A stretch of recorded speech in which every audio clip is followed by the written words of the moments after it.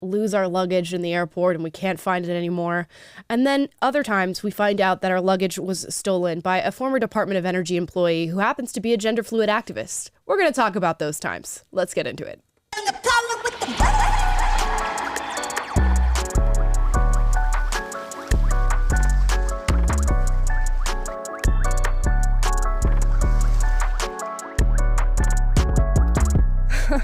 All right, guys, happy Friday. Welcome to Unapologetic Live. Let's talk about one of these crazy stories. But before we get into it, I'd like you guys to sign up for my email and newsletter. You can go to the link in the description down below. You get a personal update from me every week, plus all the content that we've put out so you don't miss a single video. We got Taylor here today.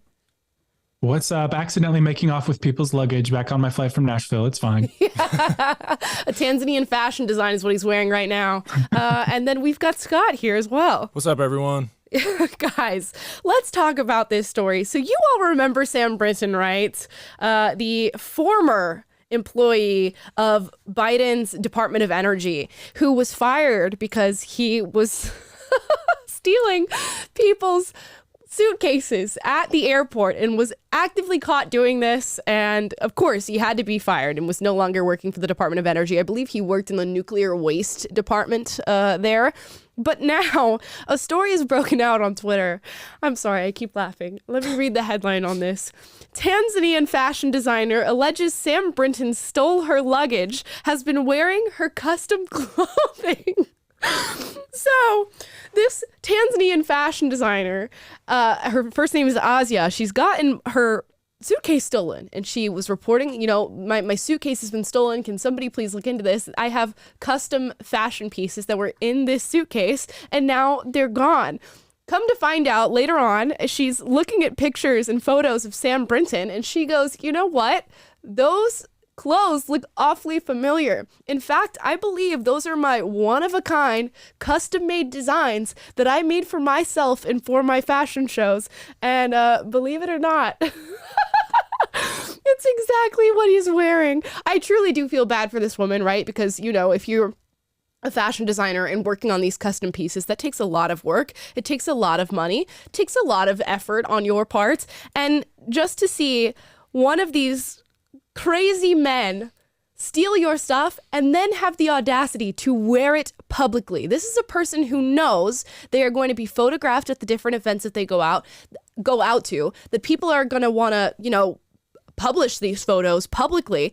And I'm thinking, does he just get off on stealing people's things and then wearing it publicly? Is there like one of those, ooh, am I going to get caught type of feelings?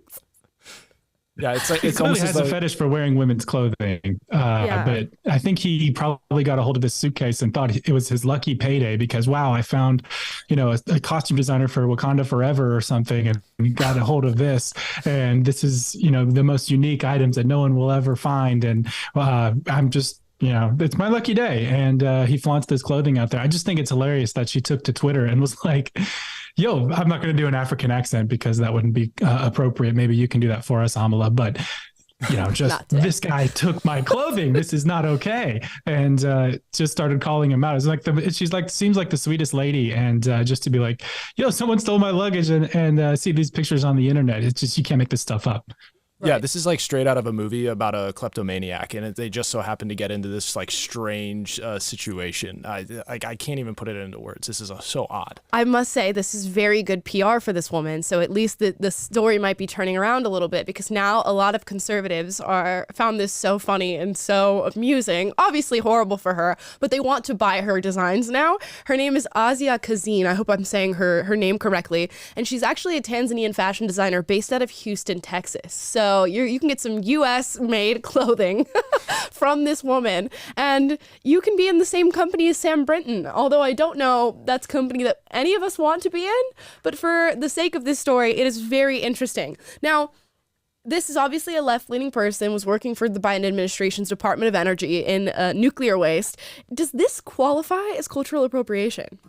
This is a Tanzanian fashion designer's custom African clothing. Yeah. And he's not only stolen it from the airport, but now he's wearing it publicly. And I believe, correct me if I'm wrong, Sam Brinton is the same one who was posting about his sexual kinks on the internet. And that was all public information that people were able to drum up. Yep. Yeah, and he was doing what, like puppy play, dressing up as a dog and stuff.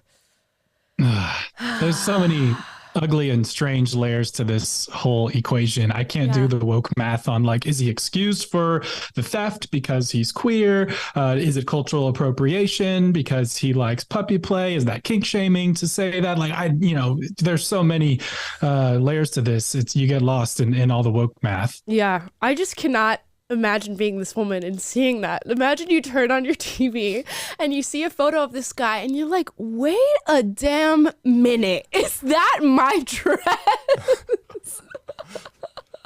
Oh, poor thing. Yeah, my man literally got caught red dressed. He literally got caught red dressed. And I've got to be honest, I wouldn't want the clothing back. I would want like a restitution or something for this. This is going to be, you'd have to make payments for emotional distress on this one. If this ends up, being charged, I would not want the clothes back. I'd be like, I don't know what you were doing in those clothes.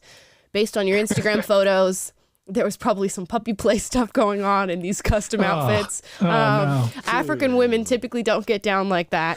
So I wouldn't want the clothes back. And he owes her reparations for the damage he's done to her brand as well, because now her clothing has become associated with this weirdo and not with its true designer. So, there's additional damages there. I'm just helping her build her legal case against this madness. Right. I just can't. The audacity of somebody to steal somebody's things as a public figure and then go out in public with them on. I get being like, I don't get it. I wouldn't do it. But I get being like, oh, I stole something that I'm not supposed to have. But to really, the gall. The gall. Yeah, this is also like emblematic of just, I feel like the society at large and just like the inward facing, like narcissistic thought process. And just be like, there's no way, like, I did this. This is for me. I want to put this on and show it off. And like, there's nothing wrong with it whatsoever. Like, and it doesn't even cross their mind that, oh, one, you stole it. Right. And two, like, what are you doing to this woman's brand after having stolen it? Like, what are the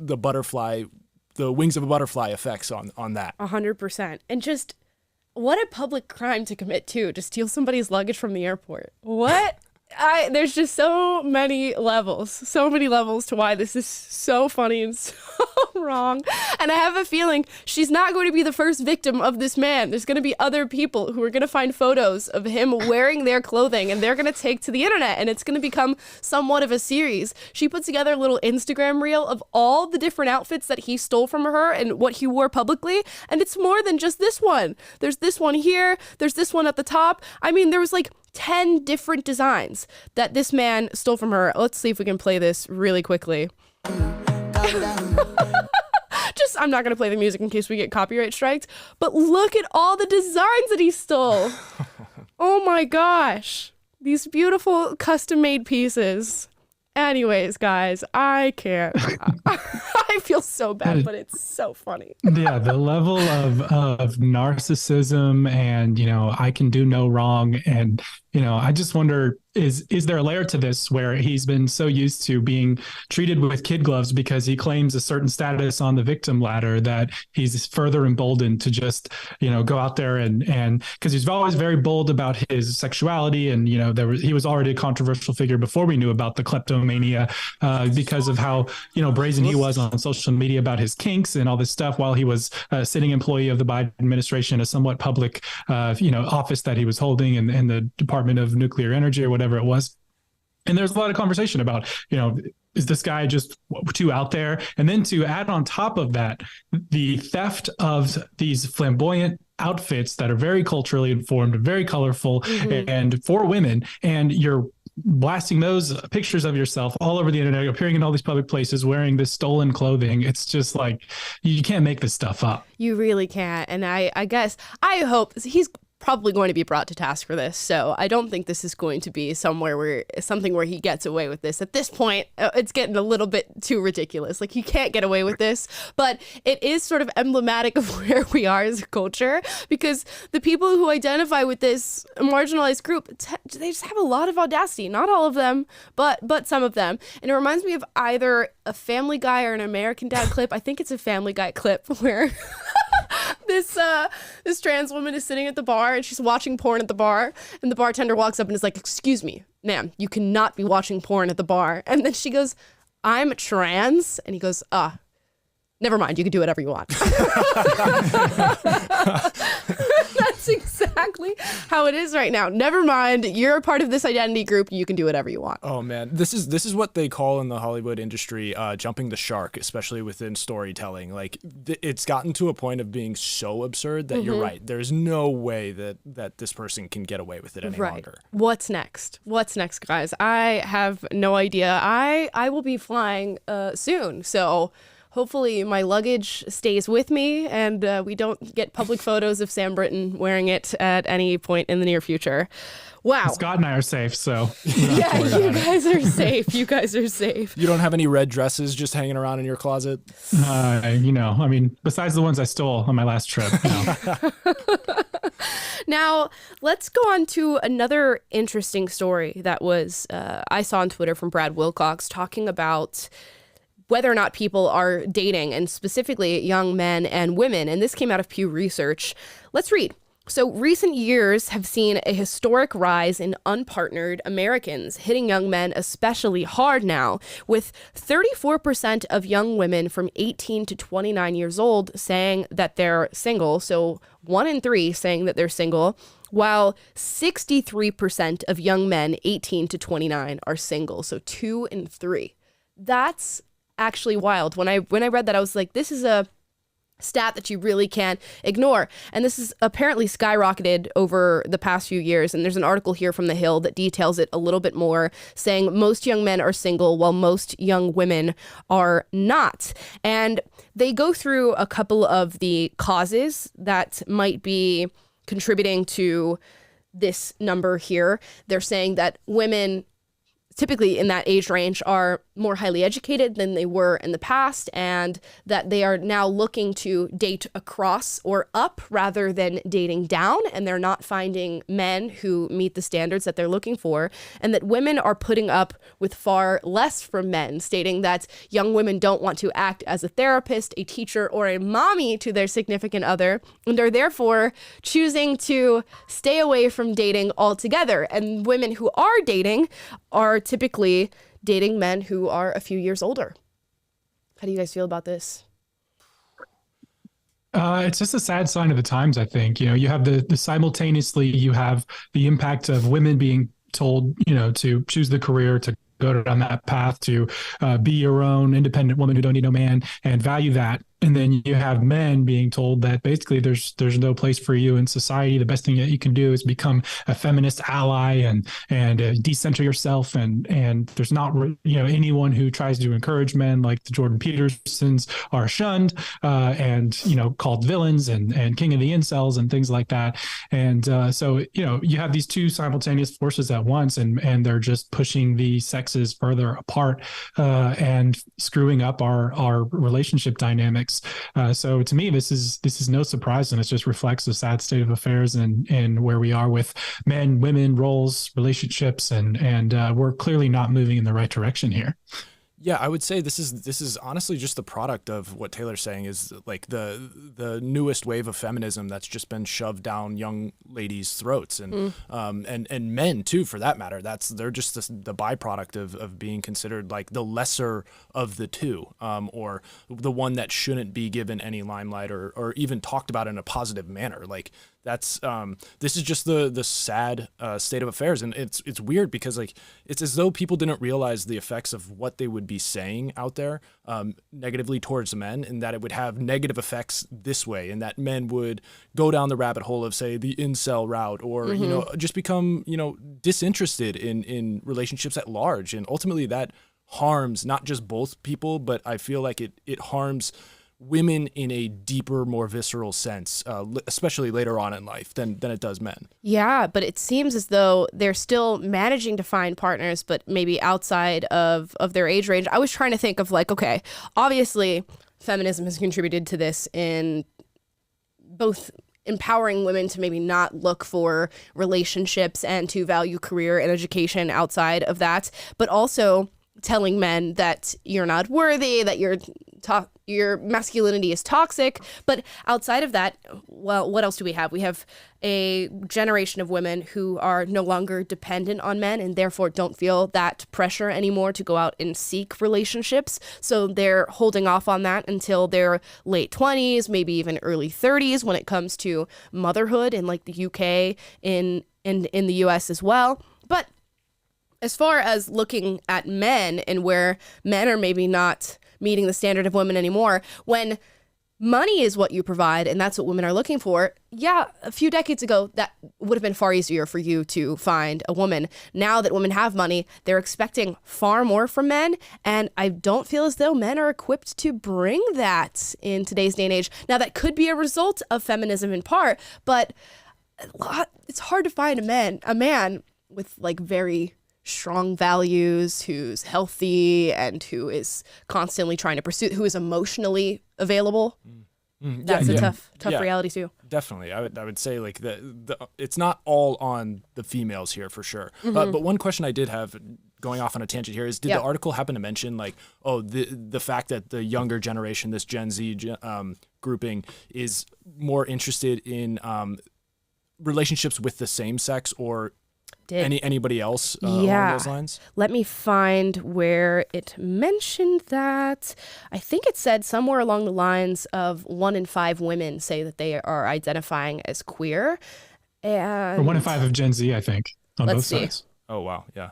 Yeah, so that automatically just limits the pool that's available to young men. So that's another factor for sure. That's definitely a big factor for sure. 1/5 of Generation Z identifies as queer, and research suggests that bisexual women make up the large share of the young adult queer community. So women are choosing to date each other when they date. They're choosing to date older men when they date. They're choosing to date men who are more educated than them, or who have stronger finances than them, or who are more emotionally available than they are, on this upward trajectory of dating, which leaves a lot of young men down by the wayside. They also stated that the pandemic might have been a very strong catalyst for the results and numbers that we're seeing right now, because people were being very antisocial. They weren't communicating much with each other, and they kind of got used to that over the 2 years.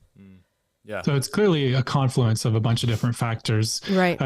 If I had to look at one, I think to your point, Amala, it's not that young men aren't eventually getting in relationships. They're just not getting in relationships while they're young. And the women who are in that same age range are choosing older men. And it takes men longer to get to a place where they're, financially able to provide or able to have an income that maybe is higher than a woman of the man's same age. And so that kind of, cultural evolution that we've had, I guess, in the last few decades where, women are outpacing men in college degrees and, conceivably getting higher paying jobs sooner than men, or at least at the same rate, but because they also want a man who earns more than them or who's higher on the status ladder than they are. They want to marry up. They need to look for men at higher and higher ages, because the men who are their peers or at the same age as them aren't keeping up. And I think we have that in confluence with the feminist dynamics that we've talked about, and then the LGBTQ identification factors. And so it's really not surprising when after you consider those factors that we see the disparity that this article has a headline of, but it is extremely noteworthy for sure, because it's clearly indicative that our culture is changing. Right. Yeah. And I would add to that, Taylor, is like it when I said, it may be a byproduct of the new wave of feminism, it's more towards like, we've had such a hyper focus on that new wave that we've left the men by the wayside and haven't helped them develop into grown, mature adults that would be attractive to even younger females. So those females in the environment that we've been pushing that new wave, we've left those people behind. So they cannot, the guys behind, so they cannot mature properly in time enough for those young women to be interested in them. So that's why they go looking elsewhere. And it's just like, that's the byproduct that nobody thinks about, or the negative effects of something that people push so hard. They don't do it in a tempered manner. Yeah, so much of the modern day feminist movement is so negative and in so many ways, and is affecting both men and women negatively. But I think women will feel the true brunt of that far later than the young men who feel it now will. And yeah, it's just tough. We're going to look at some example videos of women communicating with men about what they're looking for in relationships and sort of their reactions when men are looking for wives or long-term partners. And you guys will see a little bit about what young men are dealing with out on the playing field these days, because it's got to be rough. I was telling you guys that I saw the hashtag I fear women trending on Twitter a few weeks back, and it was a bunch of men just talking about how they don't know what to do. They don't know when to approach a woman or whether or not that's going to get them in trouble. They don't know what boundaries are set for the most part when it comes to communicating and pursuing women, and overall, they just don't know what to do in those spaces. And it's certainly not a conversation that we're having. We're telling them what not to do. We're not telling them what to do, which is tricky. It's really, really tricky. Now, when we read into this too, it also brings in the different relationships that men are able to create. And it states that women are far better at creating friendships and emotionally intimate friendships at that, while men are not able to do so. It says, social circles have been shrinking for men and women, especially since the pandemic, but men struggle more. 30 years ago, 55% of men reported having 6 or more close friends. By 2021, that share had slipped to 27%. Do you guys have 6 or more close friends? I don't 6 know. is a lot. Close friends. It really is. Yeah. Am I like weird for saying 6 is a lot of close friends? Yeah, no, my I have opinion. probably 3 really close buddies that I went through my college years with, and they were in my wedding, groomsmen and stuff like that. And I have 2 brothers that I'm really close with.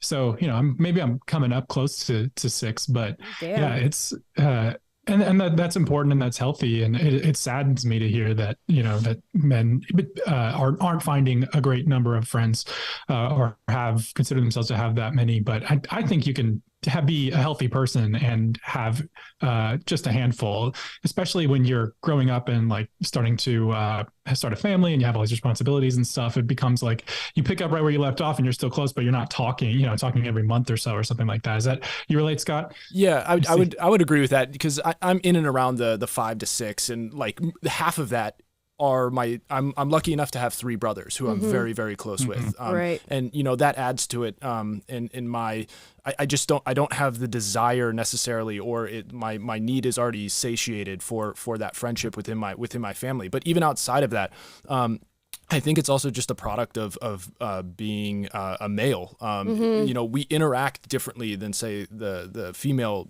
cohort. And the way in which we connect is, I'd say, when it is true, it's at a deep level, and that's very meaningful. That's not to say that we're not cordial or friendly with many people and many men out there, but we also we have our own pursuits and our own mind, and we really want to share that in the end as we mature with those who have similar interests or goals or drives as we do. And at the end of the day, it's about fostering those deep relationships as opposed to having that vast wide net of friends who may not be very deep or intimate. Right. Yeah, I would feel bad to meet people who don't have that set of ride or dies. One thing that was super important with who I'm dating now is that he has super close friends and like a good, healthy example of what male friendships could look like, which a lot of men do not have. And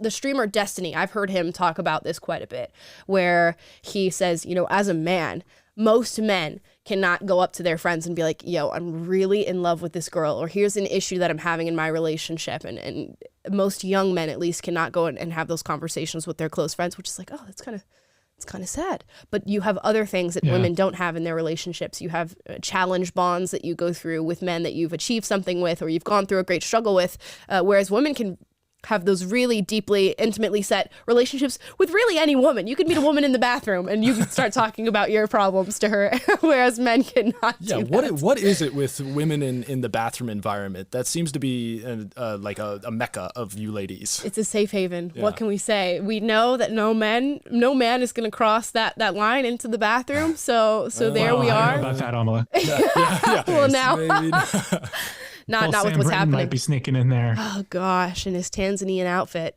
This is very true. Well, we used to know that no men were going to be going into the bathroom, so we would, get acquainted there and do our makeup and talk to each other. Now, I guess maybe not. Maybe we have to look over our shoulders on that one. Yeah, no, I think guys really, it's something that you need, because you got to be able to like bounce off, major life decisions. One of my good friends was just texting me today, hey, I'm considering taking this new job in this new city. Yeah, you've been there. Do you have any feedback on it? What do you think about it? I'm just bouncing things off of, for major life decisions, because we are very, alone. And I guess when you have the responsibility as a man for, I guess in a more traditional path, if you're taking on the responsibility of a wife, of kids, family, and you're kind of charting your path forward in the world. And doing that can feel like a very lonely thing, as more and more of your time and demands are just for like building and protecting what you're responsible for and focusing on that, and having other men who are kind of doing the same thing to be like, hey, how did you deal with this issue with your HOA and home ownership? I'm experiencing some of that now. How did you deal with this when your car broke down? How did you work on this issue or face this challenge with your employer? Like those are all, or with your wife for that matter.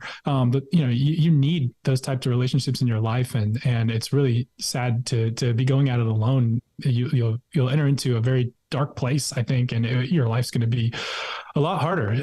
But it is something where that runs counter to the impulse to kind of project an image of having it all together that a lot of men have, and that I think comes naturally to men, and to sort of have that strong-headedness of, hey, I'm competent on my own. I don't need any help. And I think that, you have to overcome that and sort of come to a place of humility to even open yourself up to relationships. So even if you feel like you're at a place where you don't have any friends now, like I encourage you to figure it out. And sometimes you can build it around a hobby. When I moved to LA, I cold turkey went up on meetup.com and found a volleyball group and joined that and started playing beach volleyball and met some of my closest friends through that. So I just, it's not too late to start. I'm just thinking about people watching who may be thinking, I don't have any friends. 20% of you, we just did a poll. How many close friends do you have? 20% say 0, 56 say 1 to 3, 4 to 6 say 20, or 4 to 6.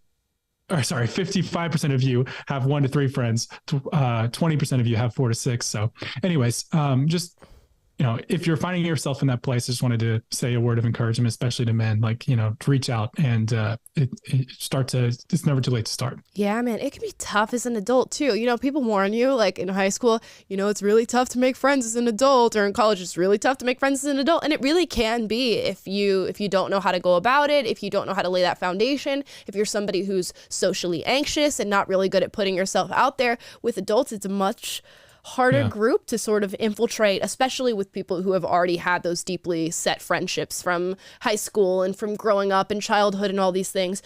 But you can find them, and there are clearly, as we got in this small little poll that we did, so many other adults who are in the same boat and who are hopefully looking for the same thing. And these numbers that are reported by Pew Research aren't on their face concerning unless they're paired with a feeling of loneliness and depression, and they very much are. We are in a crisis of loneliness right now, not only in the Gen Z generation, but just all across this country and other countries alike. People are feeling just more and more lonely as time goes by. And yeah, it could be the pandemic, it could be social media and dating apps, and it could be feminism. There's tons of things that it could be. But I think when we step outside of those things and just make one-on-one connections with people, those things become much, much smaller. It's just a matter of trial and error and meeting people that maybe you don't vibe with, and then going on to the next and on to the next and on to the next, which is a journey that I'm on personally as an adult, and having moved to LA and meeting new people and building friendships, which is not easy, but we all must do it for healthier lives. Now, let's hear from a couple of women that might be in the dating pool today. In particular, I believe maybe Gen Z for these, maybe in their mid-20s here. This is from the Whatever podcast, which I will be going on in, I want to say March 5th. I think that's the day that I go on the Whatever podcast. Very soon. So yeah, very soon I'll be on this show, and they have a ton of viral clips that go out with a ton of people arguing on it. So hopefully we'll get into some healthy debate. If I find a girl that I want to make my wife, and I find her super attractive. Your wife. Okay. Yeah, because that's what I would do. I would make her my wife. I would ask her to marry me and then make her my wife. You say you are a feminist. You're 100% a feminist. That is feminist. You look. Like, You heard me say that. Oh, You I heard. make her my wife. Like.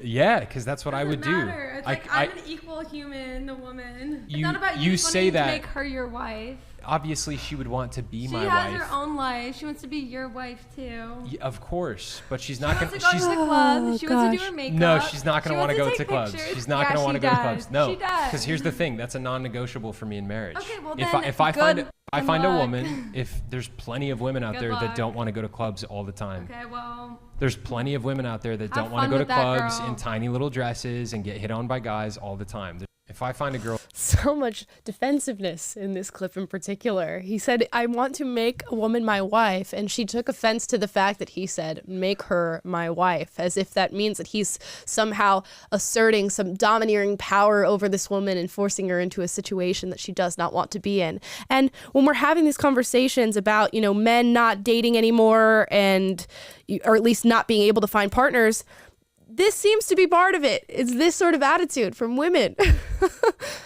I'd be fucking scared of this too. Yeah, if this is your reaction to a man saying, I want to make a woman my wife, then you're probably not ready for marriage. And if you think you want to get married, I don't know, you're not ready, because, when I talk to my wife, she's like, I'm so glad that you chose me. That's what the marriage means. It means like, hey, out of all the people in the world, my husband chose to make me his wife. And that is something that she values and treasures. And that means the world to her. It's that one relationship. And I feel the same way. Hey, this is out of everyone I could have chosen, I made her my wife. So that's what makes marriage special. If you don't have that element in your marriage, like, what are you even doing? It's not about, you or your fun life or having, it's not about you. It's about something higher and more transcendent. And if you can't see that, then I don't think you're ready for it. No, she's clearly not. And she doesn't look that young. I mean, she's probably in her early 20s, I would imagine, from looking at that video there. It seems like the curve for women realizing that is just getting later and later and later and later and later in life, which I wonder when it's going to start to, even out and stop jumping. But I have seen this trend of young women being like, absolutely not even considering marriage until 30 years old, which is fine if that's what you personally want to do. But it's influencing this younger generation of women to think that marriage is some horrible thing, that having kids is some horrible thing. I can't tell you how often I go on TikTok and see women disparaging marriage, and even sometimes older women who maybe been in unsuccessful marriages talking to younger women and saying, don't do it. You shouldn't get married because it didn't work out for me, so you absolutely should not go on that venture yourself. And yeah, that's horrible. That's just like personal projection of your own life issues or problems that you've gone through and putting them onto other people, and that's just not necessarily correct. But anyway, going back to this video, I find it funny because like, I don't disagree with what the guy's saying. It's funny because he used the word make purposefully to instigate her because he knew he was going to get that rise out of her. Sure. But ultimately, him using that word or not, what Taylor was saying is spot on. He chose his wife just like I chose my wife, and vice versa with our wives choosing us. But it's part of the journey. Like, you can use the word found. I'm so happy that I found you in this world too. But it's at the end of the day, it's all about when you stand and say I do to that other person. It's you're making the declaration that you've chosen them. Right. So for her to get all inflamed over that word, which I think is what really triggered her, is just her missing the point of what he's really trying to say, and that is sad because unfortunately for women, kicking the can down the road, they're just biological parameters to certain things for you, and I hope, as you're saying, and I hope you can start turning around some of these young ladies. And guess what, guys? The club is not going to be something you look back on and you're like, I'm so glad I went to the club, like this girl is saying. You might be saying, well, I'm so glad I spent some time in my 20s to really live and have fun and build friendships. But I promise you, you will probably not be thinking, oh man, I wish I had gone to the club more. I wish I had gone out with a bunch of drunk, let's be real, a lot of degenerates, and gotten drunk and had guys hit on me more. And I wish I had spent more time choosing out which mini skirt I was going to wear to the club for Saturday nights and have all these guys touching me and acting like I want attention or I don't want attention. You are not going to miss that specifically from your 20s. And like I'm saying, there's plenty of stuff to spend your 20s doing. There's traveling, there's learning, there's, building a career for yourself if that's something that you want. But you're not going to miss the club. And you shouldn't judge people, especially women, who don't want that and who don't want to go to the club.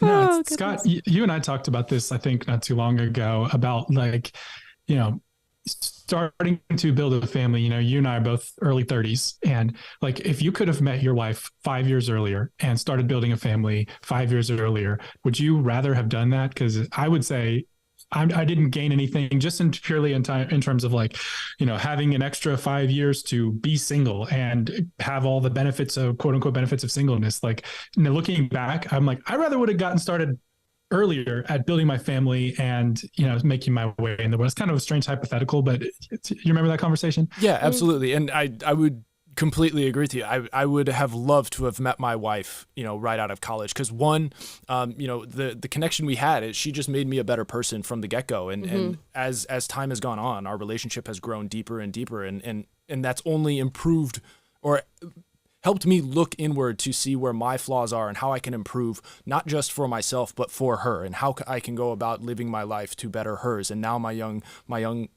child's at the same time. And it's when you're in search of that other person, and when you do find them or you make them yours, it rips you out of that self-centered thought process. That's natural because that's all you've ever known throughout your life. But, if you recognize that that's not the fulfilling aspect of life, and you pursue something greater, as you were saying, Taylor, like, that's only going to help you in the long run. And of course, hindsight's 20/20, and you could look back and be like, yeah, of course, 5 years ago I would have loved to have met my wife. But it truly is a deeper level that you'll get to, and yeah, it's incredible.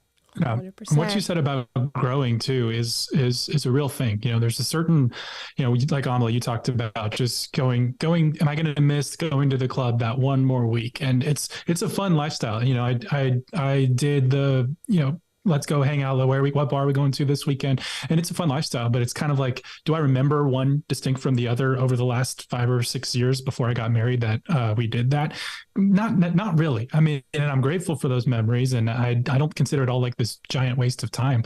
But at the same time, there's something to be said for, like, when you enter into that next phase and you're intentional with it and you take on the responsibility of a wife, of a family, there's a certain level of like growth that he comes only in that way. And, I don't like the idea of delaying that as long as possible or kind of running from it. And look, this is all with the usual disclaimer that, like, maybe marriage isn't for everybody, and maybe that, not you're trying to judge other lifestyles and other choices. But I'm just saying, for me, like, I've definitely noticed that, hey, I've had to grow up in a lot of ways just by virtue of being a husband, and just by virtue of entering into this next phase of my life. And I welcome that. And even though it's not like the easiest, and it's not, for my selfish purposes, a lot of times I've got to put that aside, but it's more rewarding and more enriching. The kind of growth and the kind of, what I'm getting back is much more meaningful. And then there's the idea that, hey, I'm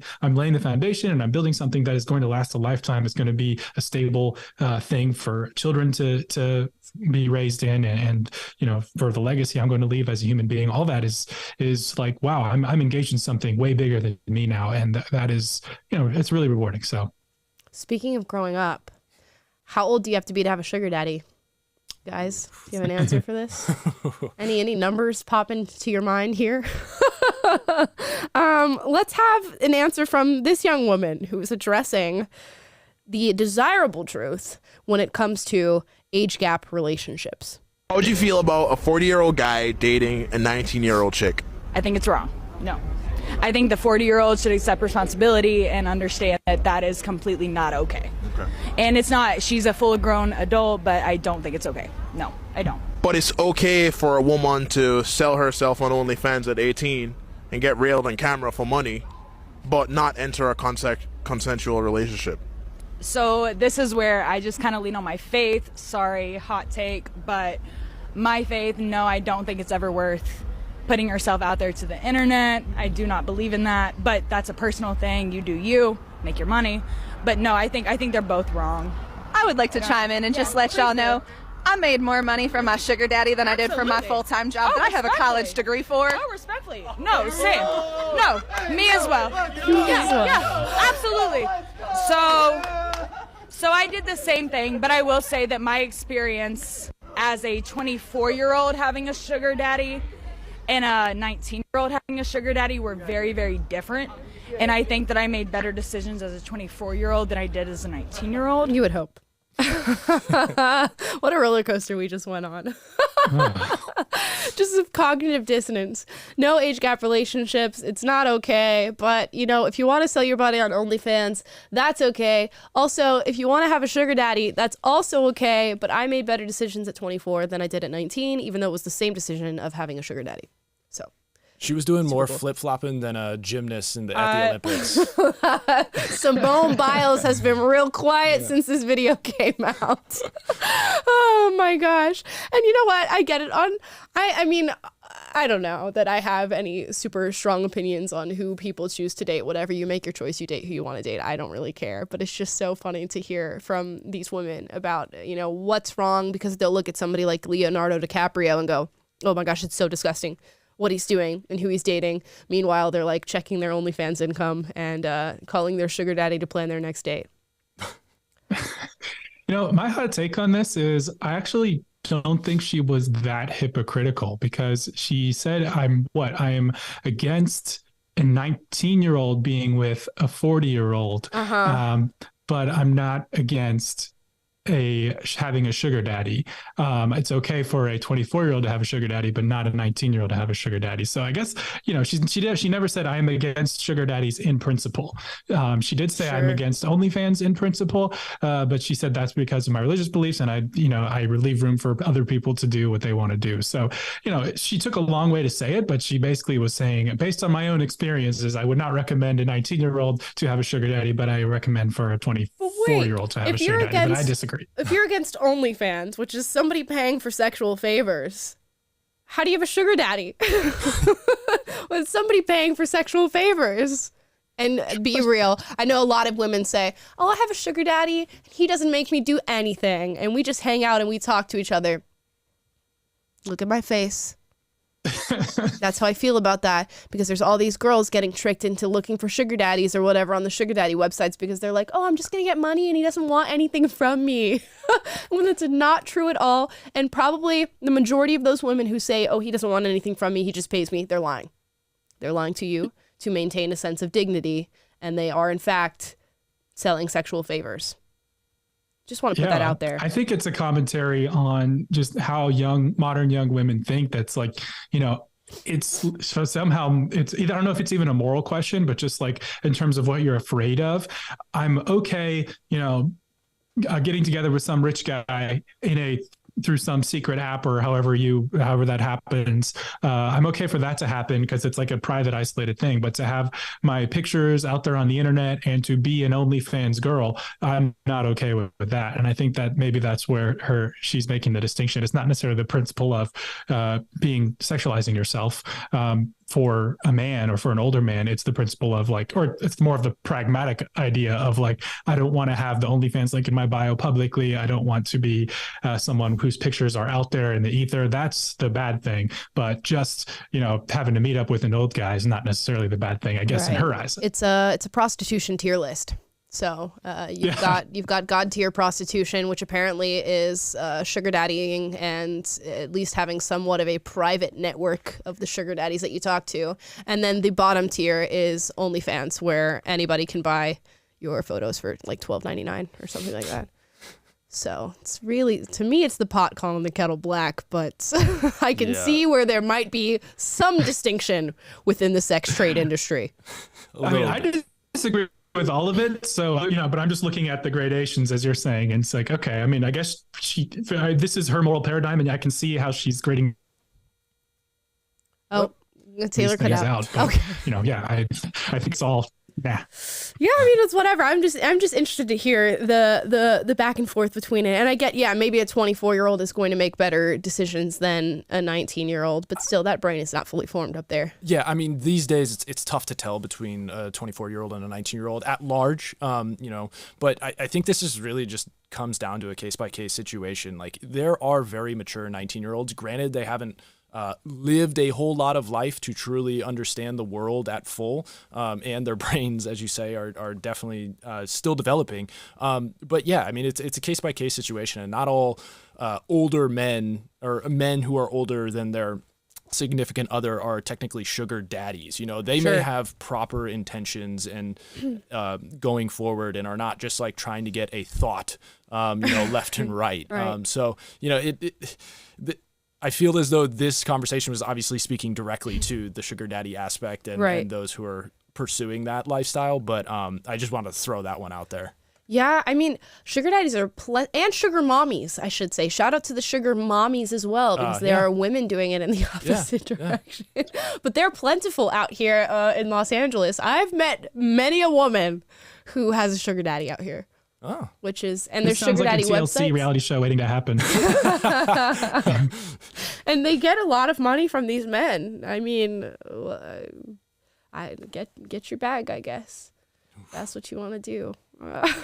Anyways, I just thought these were interesting photos to. How would you feel about a 40-year-old? With the idea of men not being able to, at least young men not being able to find people to date, and women not really having that problem, or at least only 1/3 of them having that problem. To close out here before we get into super chats, we got to address the two Ben stories we have on the docket today. Two actors, Ben Stein and Ben Stiller, in the news. Ben Stein, I just had to say this funny little ha-ha story here. Ben Stein, who you might know from he's in Ferris Bueller's Day Off, he's in The Mask, he was on Seinfeld for quite a bit of time. If you heard his voice, you would know exactly who he is. Yes. Bueller. Actor Ben Stein says he misses the days when a large African woman was on his Aunt Jemima syrup bottles. I just had to tell that because I love the phrasing of he misses the large African woman on his maple syrup, which is... That's a very interesting way of saying I miss the good old days. Yep. That's exactly. Clever. And he's been one to say that. He is here in Los Angeles, and he has been unafraid of calling out the Los Angeles governance and saying, this city has been really, really going down the drain. So he's been very vocal on that. And now his next frontier is Aunt Jemima. He wants to see Aunt Jemima back on that syrup bottle. Bring Aunt Jemima. Bring Aunt Jemima back, which is funny enough. The irony. A perfect segue into our next story, because a lot of people accused the Aunt Jemima of appropriating blackness and putting it on maple syrup, and how dare you put a black face on this product and sell it, and a black mammy face, as they used to call it, which was representative of house slavery and things like that. But Ben Stiller was called out because of Robert Downey Jr.'s blackface in the movie Tropic Thunder. And Ben Stiller actually stuck up for not only Robert Downey Jr., but the movie itself, tweeting out, and quote, "I make no apologies for Tropic Thunder. Don't know who told you that. It's always been a controversial movie since when we opened. Proud of it and the work everyone did on it." Have you guys seen Tropic Thunder? Yep. I'm not. Absolutely love it. That was the last time I was in a movie theater crying of laughter. Yeah. I kid you not. That was a long time ago. Yeah, was that 2008? I know. Yeah, that's how horrible the situation of Hollywood has become, Wow. especially in the comedy world. Yeah, so a lot of people were pissed of the portrayal of disability and the use of the R word, specifically the quote where they say you never go full R word in the movie. And of course, Robert Downey Jr.'s blackface was particularly offensive to the group of leftists watching this. Yeah, it seems like people are mostly up in arms right now based on this article about Robert Downey Jr.'s blackface portrayal. It's crazy because like he did go on Rogan, I don't know, a couple years ago and discuss this at length and talking about like what his thought process was and his approach in accepting this role. And he's like, I knew this was nuclear, like in my hands. But he's also like, you know what? At the end of the day, I knew where my heart was. And this was ultimately a commentary on Hollywood and actors at large thinking like, they're above so much and that they can do anything and everything. But there are certain things that just, maybe you shouldn't do at times. And like he was just trying to rip the mask off of that and like kind of turn it back around on Hollywood actors and fame and whatnot. And he was just like, but I knew where my heart was, like, and this was just kind of showing them for what it's worth. And hot take, this is not bad at all. I do not look at this like if another version of Tropic Thunder came out tomorrow and they still had, Robert Downey Jr. doing blackface in it, would not be offended by it. It's all about intent, especially when you do something like this. If you put on blackface and you're like making fun of black people and doing what like an old minstrel show with your blackface, then yeah, that's offensive. But if you're just imitating somebody or doing some sort of comedy show that is not really at the expense of black people, guess what? Not offended. We've lost like the nuance of intent and trying to read into people's actions to actually see what they were trying to communicate in the action that they've committed. And we've just gone, foundation darker than your skin? Horrible. How dare you do such a thing? It's wrong. It's written off. It's racist. It just doesn't make sense to me. It doesn't make sense. Analyze the situation, people. Yeah. It's the same thing with like the Maddie Healy comments that we went over in our previous video that we did last week, or maybe this week, where Maddie Healy of the 1975 was getting canceled on the internet for doing accents in a podcast and making fun of, yes, a sensitive situation, but on a comedy podcast with no intent of actually belittling the people he was talking about or imitating. Can we just gauge that for a second before we, bring out the pitchforks? But sorry, Taylor, but even between those two situations, it's like Robert Downey Jr. was playing a character that was playing a character while also being an actor within a movie. It's just like there were so many layers, and it was just a commentary on how absurd the thought process is of Hollywood actors and what they think they can and can't do, or which is nothing, essentially. Right. It's just ridiculous. Yeah.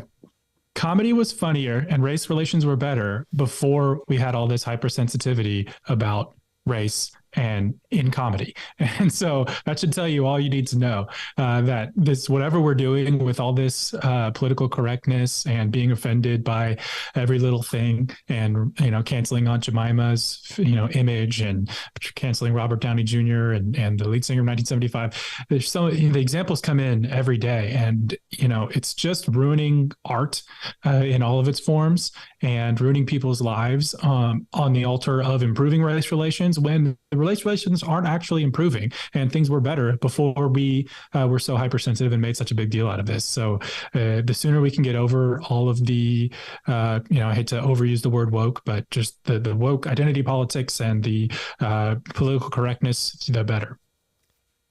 Get over it. Get over it. Guys, let's get into super chats for the day. I think I've got most of them. If I missed any, let me know. I think I have them too. Okay. Rice and Spice, thank you so much for your super chat. No message there, but we appreciate you. I don't know how to say this. You're a Gomfy, 79. Thank you so much for your super chat with a little heart. We appreciate you.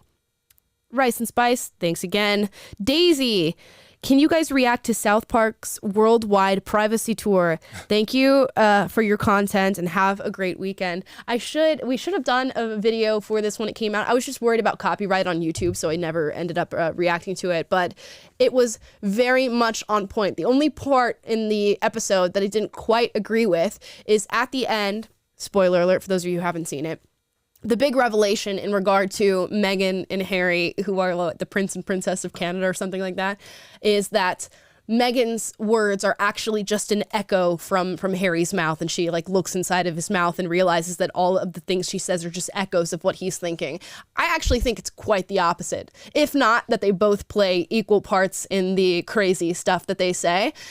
Nobody could convince me that Meghan Markle is just a puppet of Prince Harry. Not a day in my life. I think they are both in peak victim culture and have attached themselves to that, and they managed to find each other in what it was a very perfect coupling that would help each other, you know, build this cocktail of crying about their privacy. So she made him her husband.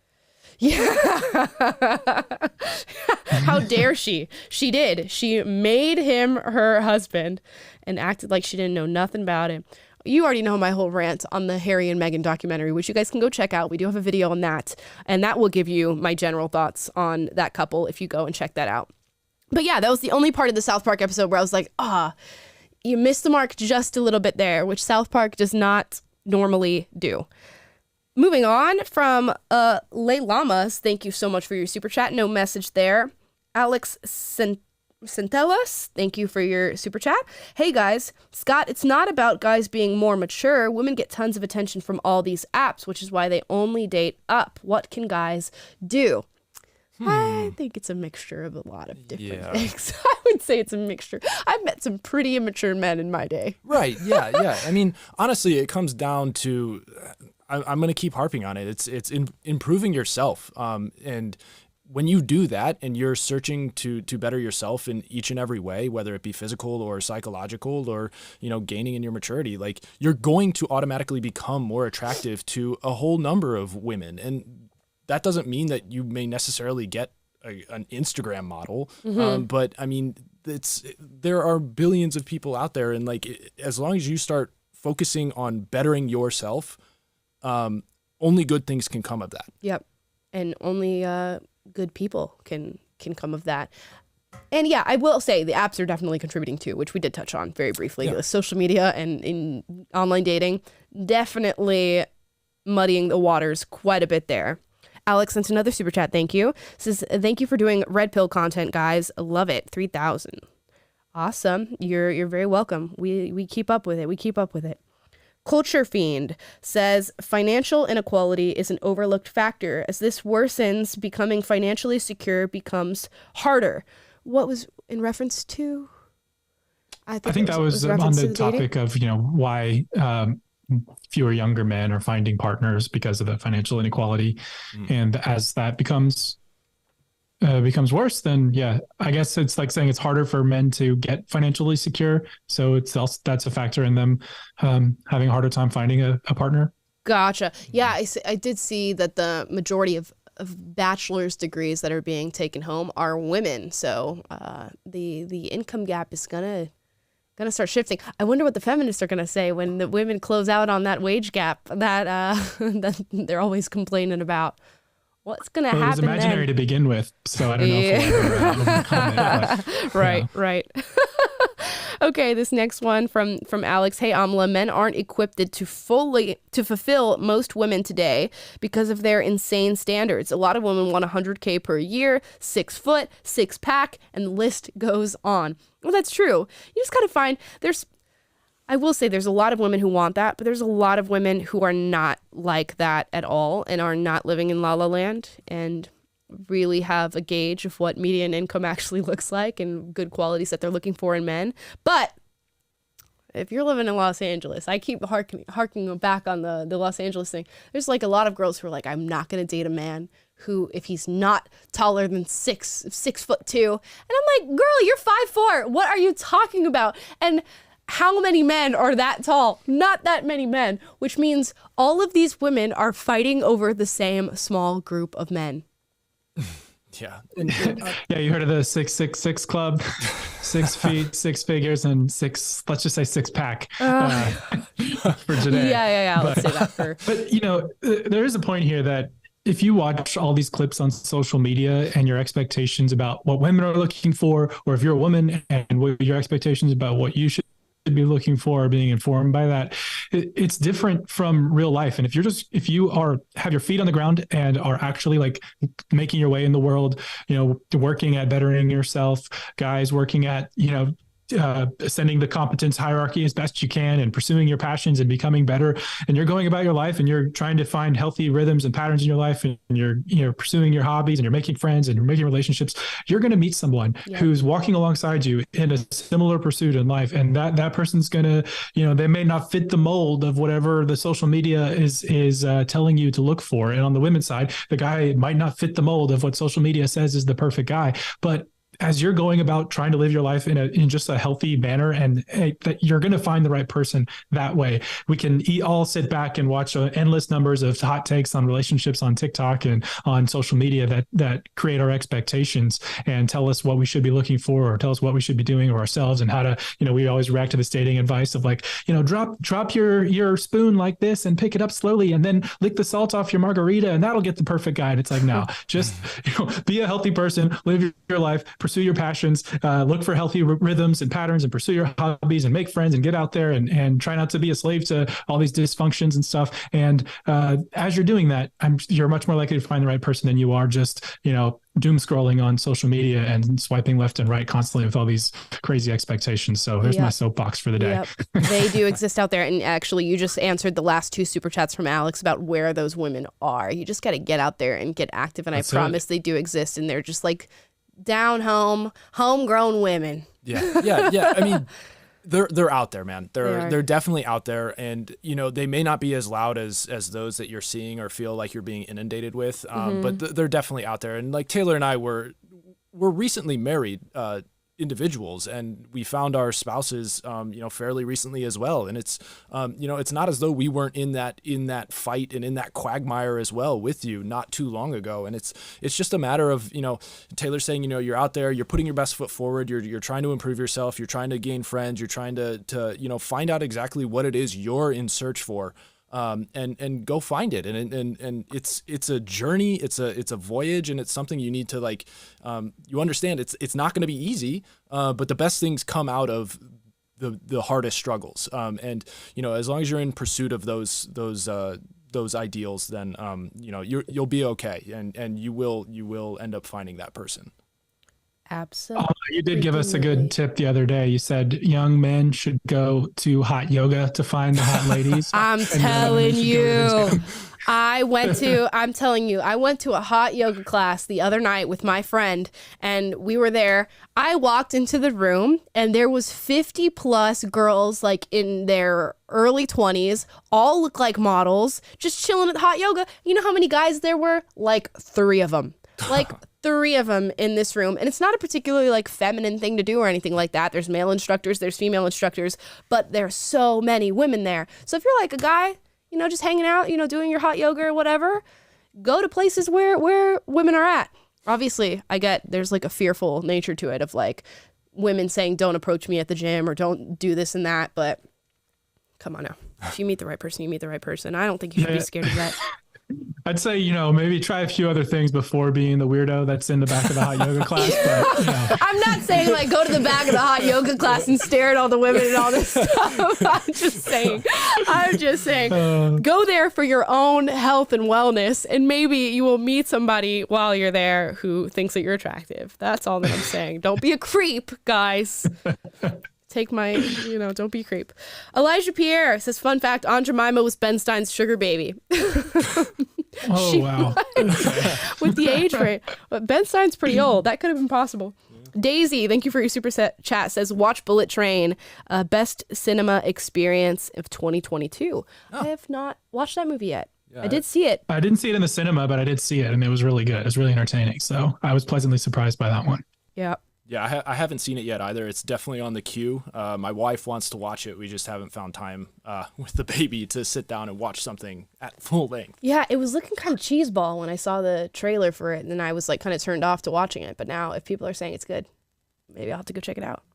Yeah. Gabriel Echemendi, thank you for your super chat. No message there. From Dansu Duhast, thank you. Says, hi, Amala. Would you be interested in reacting to some ContraPoints content? would be interested in seeing someone from the opposite side respond to it. ContraPoints. I don't know that I've ever heard of them. I do. It's like Philosophy Tube and some of those YouTubers who make these really like elaborate videos where, I don't know, I've watched a few of them. Scott, I think you recommended some of them to me before. But anyways, one of them's like a trans influencer YouTuber who makes like these really elaborate videos where they make these very intelligent sounding arguments. Philosophy Tube? Anyways, we could look at them. I was just watching Philosophy Tube. Philosophy Tube. Wasn't that what I was watching before we went live today? About like my brain was scrambled. I think so. Philosophy Tube just came out with a video about altruistic ethics or something like that, and altruistic something or other. I was just watching it. I only got like 5 minutes in, so maybe I should check them out and react to them on the channel. I will go look. You missed a couple, so I want to just cover those before we go on to the most recent ones. First one was oh my gosh, now I just scrolled away from it. Hold on one second. Here we go. NYX Reality says, I'd pay anything to find a girl who isn't full of leftist ideas. And then Emily Kramer said, love the podcast. Oh, so thank you guys. Thank you. And then XINX5 says, he gave some Norwegian crowns, I think they are. That's pretty cool. Well, thanks for watching from Norway. Dope. I pursued my career in my early 20s and had little time for the club fun. Now 29, I low-key miss the fun I never had. I can't be with the club going crowd either now because I don't have the energy for it. Watching from Norway, heart emoji. Here we go. What was the username? XINX5. Okay, let me I'm going to fulfill this dream for you really quickly and just describe to you what going to the club is like. You spend 2 hours getting ready with a group of girls who are each trying to look hotter than the other one. You show up to the club, you wait in line, maybe in the cold, depending on what state you're in, and then you get let in for free, right? Because you guys are hot and they're like, okay, go in. Little do you know, you're getting let in for free because there's like 300 guys in there who are all trying to get your number simultaneously. And their tactics vary, right? One's going to walk up to you and during the, what's your name? And then you go, huh? What's your name? Where are you from? And then you talk to this guy, right? And even though you don't want to be talking to it, he stays there. And he keeps asking you questions and answering questions. And then he talks about himself a lot. And then you feel a brush on your shoulder and you're like, what the hell is that? It's another man who felt the need to enter your personal space, touch your shoulder, turn you around and go, what's your name? And then you deal with this for the next 2 hours while being offered copious amounts of alcohol and sometimes Coke, depending on what city you're in, and turning them down and going, you know what, I think that's enough and that's enough. And then you hope maybe you get drunk enough to enjoy the space that you're in. And then you stumble out with your feet hurting from the heels that you're wearing and you go home. You didn't miss anything. Yeah. We're getting that clip. That was amazing. As a guy, it's great. You just go and get drunk and dance around and offer a bunch of girls drinks and tap them on the shoulder and say, hey, and then spend all your money and go home alone. Yeah.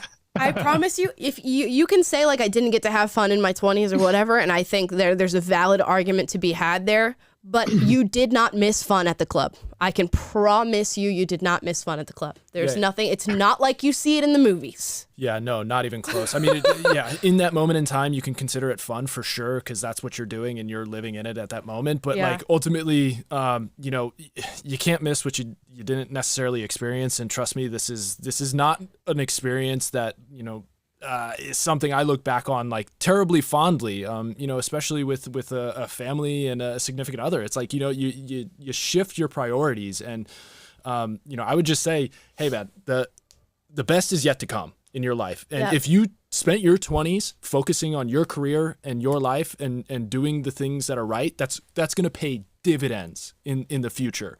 Because there are a lot of people who spent time in the club in their 20s and are wishing they were in your position. Yeah. Also, you're 29, cross it off the bucket list real quick. Even if you're in a relationship or whatever, just go, you know what, honey?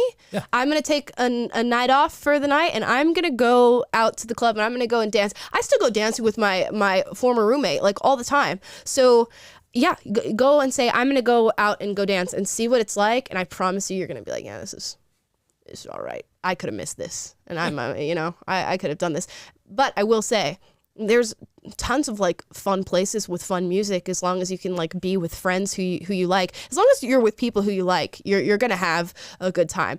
I'm just telling you, the club environment is just, you can get all the great things you get from the club without having to be at the club. Wait a second, Amala, we just got a $1,000 super chat from Amala Simp 123, and he says, "What club do you go to, Amala?" I was like, huh? What? No. I wouldn't even say I go to clubs at all anymore. I would say I've gone to a club like maybe 6 times in my life. And now when my friend Risa wants to go out, we'll find a place that's just like playing hip hop music, and we will go there. And it'll maybe just be like a bar, and we'll go and hang out, listen to music and dance. Yeah. What bar? No, I'm just kidding. I can't give out that information, ladies and gentlemen. Okay. Do we have any more super chat? Yeah, we have another one. Culture Fiend, none of our evolutionary psychology is designed for a modern world. We are going through a new selection process. Very well might be true. That's deep. We might be out over our skis as far as how far we've developed as a nation. Maybe the Industrial Revolution was a mistake. Sometimes I ponder these things. Any others that I'm missing? Did you get Zale said, please never call Ben Stiller based again? Oh, no, I didn't see that. You know what? So, I don't know anything about Ben Stiller's politics personally, I will say. Yeah, I don't think he's necessarily based or anything along those lines, but I mean, this one statement, he's not apologizing to the mob that definitely wants to eat their own at this point. Right. Yeah. We're not saying he's categorically based. We're just saying he did something based. Maybe we should have put him at the end of the title and put a question mark on there. We can do that for you after the show. Right. It's like the whole thing with Jeffree Star. Like, people got pissed. Like, why are you endorsing Jeffree Star? We're like, no, I'm just saying what he said in that one video is cool. Same thing with Matt Walsh. Why are you mad at Matt Walsh? No, I'm just saying the one thing he said in that video I don't agree with. It's not a full endorsement. Reasoned and Seasoned, thank you for your super chat, says, I believe we are witnessing more people experiencing higher levels of security on Maslow's hierarchy of needs, so complaints are becoming more and more sensitive and small. It's actually a good sign. Yeah, I can see that. I like that little silver lining analysis of the situation that we're in right now. It does show that we are in a highly, highly developed society that's only going to get more and more developed. And the complaints are only going to get more and more sensitive. So we have that to look forward to. Keeps us out here making content. So keeps the lights on. I guess. I'll tell you that. Charlie Draws says, I feel like people are finding things to cancel, like Tropic Thunder or a 10-year-old tweet can hurt people's opportunity to show their growth over time. Yes. This is the real problem with cancel culture, is that it doesn't account for progress at all. You can go and scream at a movie that was made in 2008, but it's been 14 years, 15 years now since that movie's been made. How much progress could be made in 15 years, or how much could have changed in 15 years? The same thing with the old tweets and things like that. They're never accounting for who the person is in the present day. They're just going, you said this when you were 13 years old, therefore you must be that exact same person. No progress, no progression of any kind, canceled. So dumb. So dumb. But alas, here we are. I think cancel culture is it's cooled down a little bit. Would you guys say it's cooled down a bit? I feel like it has, kind of. I don't know. I think it's becoming maybe a little more subtle, but I think the underlying worldview and way of thinking that encourages cancel culture is just as alive and well as ever. Yeah.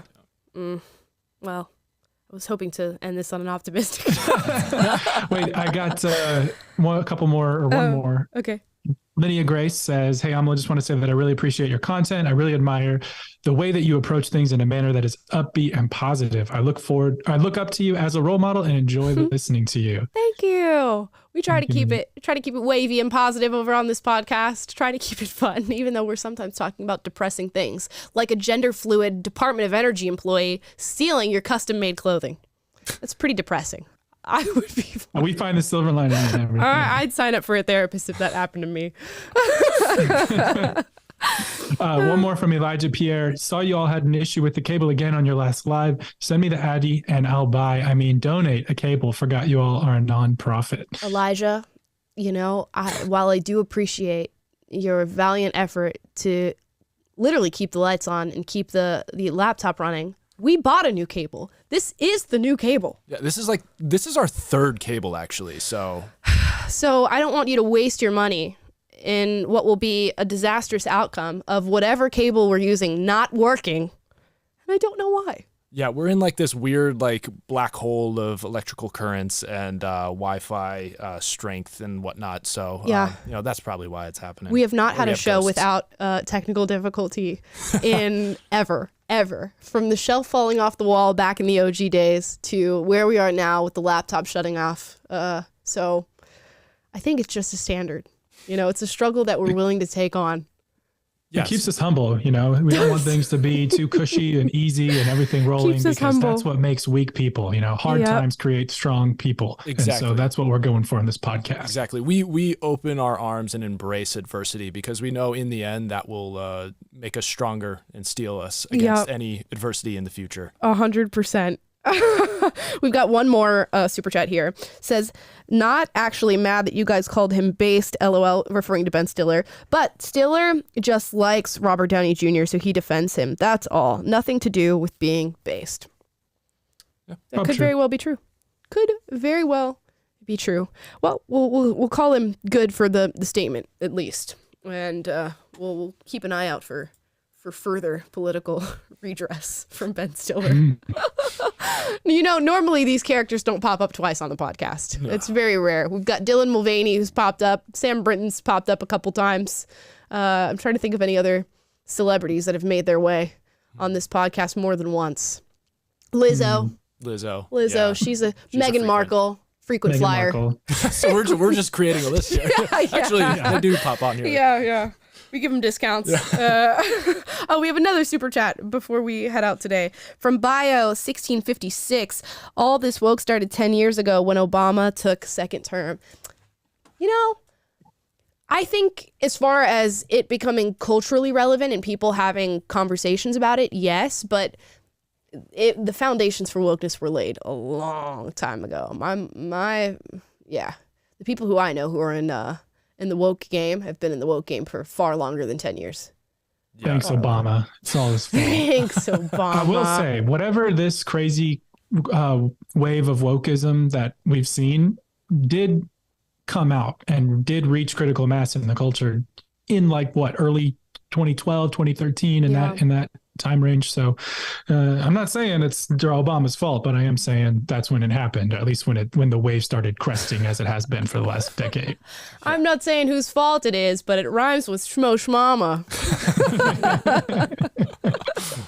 Anyways, guys, I think that's our final note there. Thank you so much for watching. Happy Friday. Hope you have a fantastic weekend. Let me know after the show ends, what are your weekend plans? Drop them in the description down below.